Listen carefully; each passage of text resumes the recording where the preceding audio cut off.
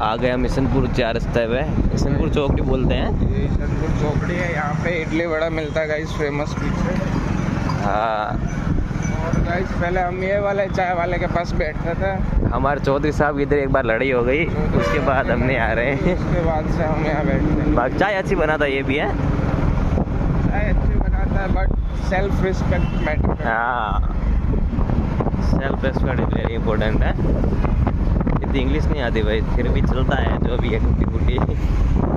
Guys जिस दिन कमाने लग गया ना अच्छा खासा, उस दिन यहाँ पे जितना ये फुट पार्क पे सो रहा है ना गाइस, सबको हाँ, मकान दिला। हम भी वो एलवी यादव की तरह फाउंडेशन चलाएंगे अपना खुद का। मतलब बड़ा नहीं, छोटा ही चलेगा, पर चलाएंगे फाउंडेशन भाई। पता ही है, इतना बड़ा कर नहीं सकते क्योंकि जेब में सिर्फ चाय के पैसे रहते हैं। ये स्वामीनारायण मंदिर, ये तो उनका है स्वामीनारायण, तो अपना मैंने याद है, जैन लोगों में आता है।